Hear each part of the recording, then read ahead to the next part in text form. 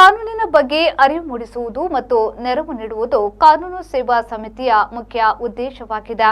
ವಕೀಲರುಗಳು ಕಾನೂನಿನ ಒಂದು ಭಾಗವಾಗಿರುವುದರಿಂದ ಸ್ಥಳೀಯ ಕುಂದುಕೊರತೆಗಳನ್ನು ನಿವಾರಿಸಿ ಜನರಿಗೆ, ಬಡವರಿಗೆ ನ್ಯಾಯವನ್ನ ಒದಗಿಸುವ ಜವಾಬ್ದಾರಿ ಇದೆ ಎಂದು ದಕ್ಷಿಣ ಕನ್ನಡ ಜಿಲ್ಲಾ ಪ್ರಧಾನ ನ್ಯಾಯಾಧೀಶರಾದ ಬಸವರಾಜ್ ಹೇಳಿದರು.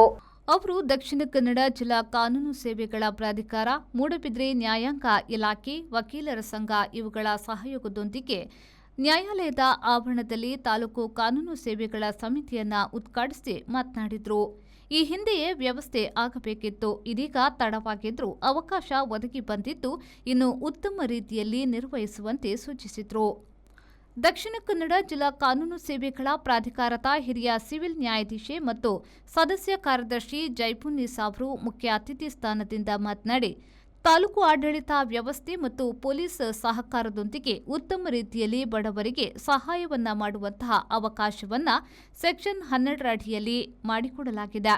ಹಿರಿಯ ನಾಗರಿಕರು ಹಾಗೂ ಲಿಂಗತ್ವ ಅಲ್ಪಸಂಖ್ಯಾತರಿಗೆ ಉಚಿತ ಕಾನೂನು ನೆರವನ್ನ ಕೂಡ ಒದಗಿಸುವ ಜವಾಬ್ದಾರಿ ವಕೀಲರುಗಳ ಮೇಲೆ ಅವಲಂಬಿತವಾಗಿದೆ ಎಂದು ಹೇಳಿದರು. ವಕೀಲರ ಸಂಘದ ಅಧ್ಯಕ್ಷ ಹರೀಶ್ ಬಿ ಅಧ್ಯಕ್ಷತೆ ವಹಿಸಿದ್ರು. ಮೂಡಬಿದ್ರೆ ತಾಲೂಕು ಕಾನೂನು ಸೇವೆಗಳ ಸಮಿತಿಯ ಪ್ರಥಮ ಅಧ್ಯಕ್ಷ ಹಿರಿಯ ಸಿವಿಲ್ ನ್ಯಾಯಾಧೀಶ ಮಧುಕರ್ ಪಿ ಭಾಗವತ್ ಅವರು ಮಾತನಾಡಿ, ಮೂಡಬಿದ್ರೆಗೆ ಈ ಸಮಿತಿಯ ಅವಶ್ಯಕತೆ ಇದೆ. ತಾಲೂಕಾಗಿರದ ಹಿನ್ನೆಲೆಯಲ್ಲಿ ಈ ಸಮಿತಿ ಮುಂದಕ್ಕೆ ಹೋಗಿತ್ತು. ಇದೀಗ ಒದಗಿ ಬಂದಿದ್ದು ಎಲ್ಲರ ಸಹಕಾರದೊಂದಿಗೆ ಜವಾಬ್ದಾರಿಯುತ ಕಾರ್ಯಗಳನ್ನು ಸಮರ್ಥವಾಗಿ ನಿರ್ವಹಿಸುವ ಆಶ್ವಾಸನೆಯನ್ನ ನೀಡಿದರು. ಈ ಕಾನೂನು ಅರಿವು ಮೂಡಿಸುವುದು, ನೆರವು ಮೂಡಿಸುವುದು, ಲೋಕ ಅದಾಲತ್ಗಳ ಮೂಲಕ ಪ್ರಕರಣಗಳು ತೀರ್ಮಾನಿಸುವುದು, ವಕೀಲರು ಈ ತಾಲೂಕು ಕಾನೂನು ಸೇವಾ ಸಮಿತಿಯ ಒಂದು ಭಾಗ.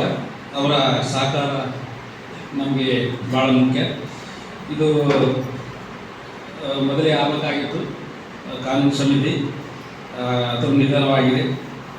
ಇದರಿಂದ ನಮ್ಮ ಇಲ್ಲಿಯ ಸ್ಥಳೀಯ ಸಮಸ್ಯೆಗಳನ್ನು ಒಂದು ಪೂರ್ಣವಾಗಿ ತಿಳಿದುಕೊಂಡು ಅದರ ಬಗ್ಗೆ ಕಾನೂನು ಅರಿವು ನೀಡುವುದು, ನೆರವು ನೀಡುವುದು ಅನುಕೂಲ ಆಗುತ್ತೆ. ಅದರಿಂದಾಗಿ ಇನ್ನೂ ಕೂಡ ಸಿಬ್ಬಂದಿ ಕೂಡ ನೇಮಕ ಆಗಬೇಕಾಗಿದೆ. ಅದರಲ್ಲಿ ಅದೇ ರೀತಿಯಾಗಿ ಇನ್ನು ಮೀಡಿಯೇಷನ್ ಸೆಂಟರ್ ಕೂಡ ಇದು ಒಳಗೊಂಡಿದೆ.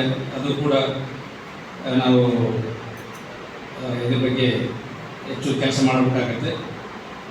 ಕಾನೂನು ಸೇವಾ ಸಮಿತಿ ಇವತ್ತು ಉದ್ಘಾಟನೆಗೊಂಡದ್ದು.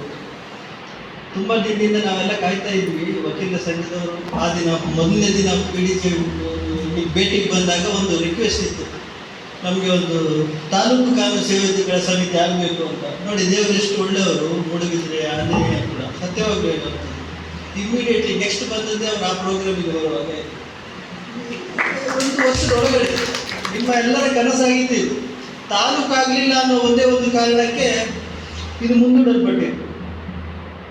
ಈಗ ನಂದು ಅದೃಷ್ಟ ಅಂತ ಹೇಳಬೇಕು. ಇದು 2 ತಿಂಗಳಲ್ಲಿ ಟ್ರಾನ್ಸ್ಫರ್ ಆಗುವಾಗಲೂ ಇದೊಂದಾಯಿತು. ಫಸ್ಟಿನ ಅಧ್ಯಕ್ಷ ಅಂತ ಆಯ್ತು ಇಲ್ಲಿ. ಮತ್ತು ಇಲ್ಲಿ ಅವಶ್ಯಕತೆ ಇದೆ. ಇಲ್ಲಿ ಒಂಥರ ಶ್ರೀಮಂತರು ಇದ್ದಾರೆ, ಮೂಡಬಿದ್ರೆಯಲ್ಲಿ ಬಡವರು ಇದ್ದಾರೆ, ತೀರ ಕಡು ಬಡವರು ಇದ್ದಾರೆ. ಈ ಪ್ರತಿ ಸಲ ನ್ಯಾಯಾಲಯಕ್ಕೆ ಬಂದಾಗ ನಾನು ಮೇಡಮ್ಗೆ ರೆಫರೆನ್ಸ್ ಹೇಳಬೇಕು, ಒಂದು ಲೀಗಲ್ ಏಡ್ ಕೌನ್ಸಿಲ್ ಅಪಾಯಿಂಟ್ಮೆಂಟ್ ಮಾಡಿಕೊಡಿ ಅಂತ. ಈಗ ಅದು ಸ್ವಲ್ಪ ಸರಳವಾಗಿದೆ, ಮಾಡ್ಬೋದು. ಪ್ಲಸ್ ಒಂದು ಆಸೆ ಈ ಕಾನೂನು ಸೇವಾ ಸಮಿತಿ ಉದ್ಘಾಟನೆ ಮೂಲಕ ನೆರವೇರಿದೆ ಎಂದು ನಾನು ಭಾವಿಸುತ್ತೇನೆ. ನಿಮ್ಮ ತಾಲೂಕಿನ ಎಲ್ಲ ಈ ಕಾನೂನಿಗೆ ಸಂಬಂಧಪಟ್ಟಂತಹ ಬಡವರಿಗೆ ಒಂದು ನೆರವನ್ನು ಒದಗಿಸುವಂತಹ, ಅವರಿಗೆ ಒಂದು ಅರಿವನ್ನು ಮತ್ತು ನೆರವನ್ನು ನೀಡುವಂತಹ ಒಂದು ಸಮಿತಿ ಇಲ್ಲಿ ಇಂದು ಉದ್ಘಾಟನೆಯಾಗಿದೆ. ಇದು ಈ ನಮ್ಮ ನ್ಯಾಯಾಂಗದ ಮತ್ತು ವಕೀಲರ ಸಹಯೋಗದಲ್ಲಿ ಮತ್ತು ಮೂಡಬಿದ್ರೆಯ ನಿವೃತ್ತ ಸುಪ್ರೀಂ ಕೋರ್ಟ್ನ ನ್ಯಾಯಾಧೀಶ ರಾಜ್ಯಪಾಲ ಅಬ್ದುಲ್ ನಜೀರ್ ಅವರ ಬರಪೂರ ಕೊಡುಗೆಗಳ ಸಹಾಯಗಳನ್ನು ಹಿರಿಯ ನ್ಯಾಯವಾದಿಗಳಾದ KR Pandit, senior committee chairman Bahubali Prasad ನೆನಪಿಸಿಕೊಂಡರು. ವೇದಿಕೆಯಲ್ಲಿ JMFC ನ್ಯಾಯಾಲಯದ ಸಹಾಯಕ ಸರ್ಕಾರಿ ಅಭಿಯೋಜಕರಾಗಿರುವ ನೇತ್ರಾವತಿ, ಶೋಭಾ ಎಸ್, ವಕೀಲರ ಸಂಘದ ಪ್ರಧಾನ ಕಾರ್ಯದರ್ಶಿ ಜಯಪ್ರಕಾಶ್ ಭಂಡಾರಿ ಉಪಸ್ಥಿತರಿದ್ದರು. MS ತಂತ್ರಿ ಸ್ವಾಗತಿಸಿದ್ರು. ಸುಧಾಮಣಿ ಎಸ್ ಕಾರ್ಯಕ್ರಮ ನಿರ್ವಹಿಸಿದ್ರು. ಜಗನ್ನಾಥ್ ವಂದಿಸಿದ್ರು. Premashree, V4 news, Moodbidri.